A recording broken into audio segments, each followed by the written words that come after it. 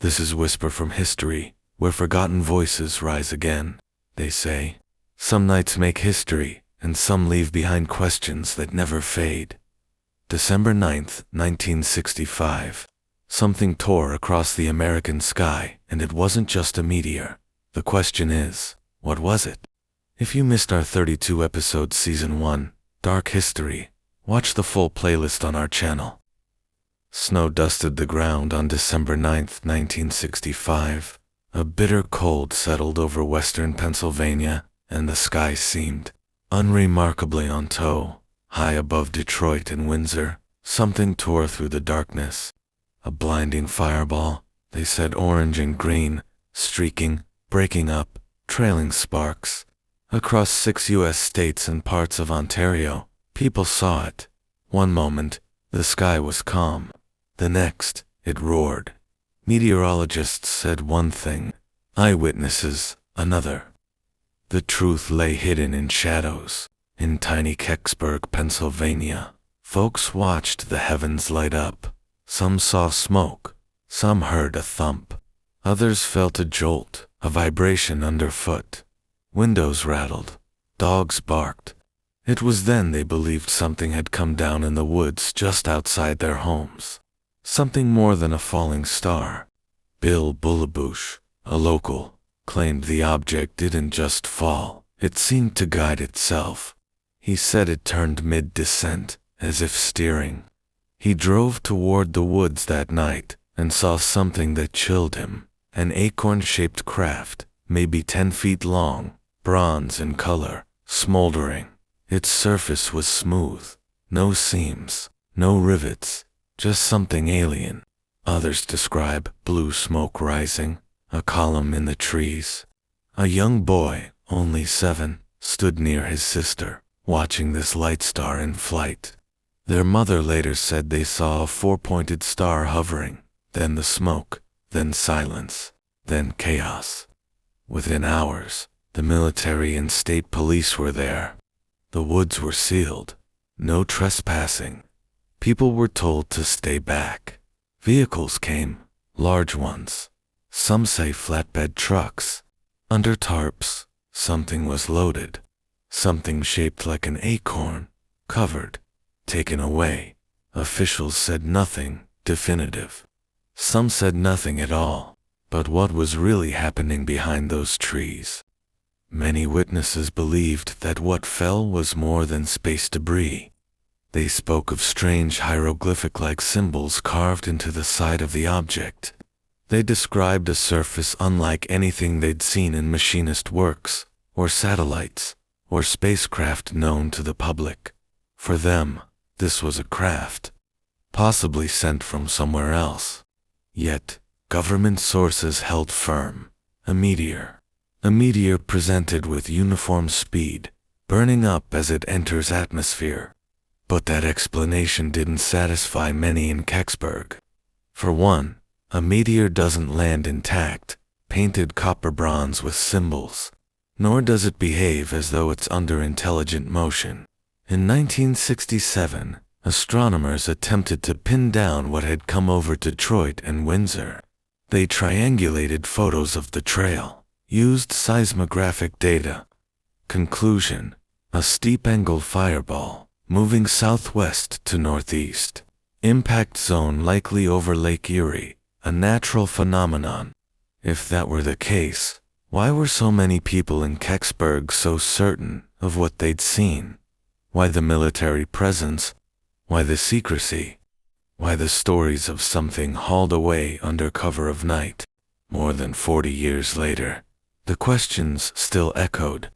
In 2005, NASA released a statement. Experts had examined metallic fragments claimed to come from the area, and they said these fragments were from a Soviet satellite, possibly Cosmos 96 re-entering the atmosphere. But those findings depended on documents long missing. The government claimed records were lost. Others said they were hidden. Leslie Keene, an investigative journalist, filed a Freedom of Information Act suit in 2003. She wanted every record related to Kecksburg. The trail led her to missing boxes, blank spaces, uncooperative departments. In 2007, NASA was ordered by a court to search for those files. Some were produced, many were not. Through all this, Stan Gordon, a local legend of inquiry, traveled door to door, talking to people who were there. As of the 2010s, dozens of first-hand narratives existed, different backgrounds, different vantage points, yet with several consistencies: the shape, the sound, the feeling of being watched, of not being allowed close. There were jagged edges to the story. Some witnesses said soldiers in hazmat suits carried a large white box again, not big enough for the entire object, but something certainly removed. Night stretched into hours. Some said they saw blinking colored lights up in the trees. Then, at 2 a.m., military forces quietly left, claiming nothing had been found after all. Locals returned in the morning, nothing except trampled earth and burned shrubs. The object, whatever it was gone or secreted away. What if the acorn-shaped thing wasn't a spacecraft from space, but an experimental government craft? A secret Soviet satellite? Something else entirely? Cosmos 96 becomes part of the narrative. Its mission had failed. It was expected to burn up. Some argued it could not account for what witnesses saw on the ground. NASA said parts may have landed elsewhere. Others disputed entirely that parcels from the satellite were ever retrieved in Kecksburg. Through years, the official story shifts slightly. First, meteor fireball. Later, possibly satellite debris. But the stories from witnesses do not shift so easily. Their memories, imperfect, human, but persistent, tell almost the same tale. The glowing object, the shape, the removal. Even after all this time, when people show the acorn-shaped replica in town, when the volunteer fire department has that model on display, when the UFO festival draws visitors, these memories become part of the land itself in Kecksburg. And yet the contradictions remain.